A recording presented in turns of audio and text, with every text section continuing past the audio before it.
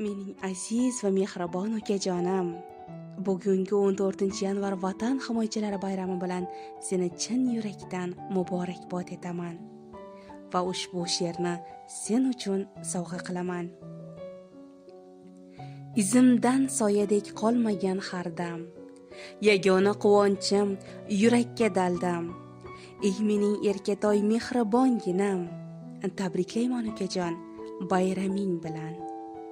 Yiqilsam, qoqilsam shoshib kelasan, kulgili bir gapni topib kelasan. Yig'lasam yig'laysan, kulsam kulasan. Tabriklayman ukajon bayraming bilan.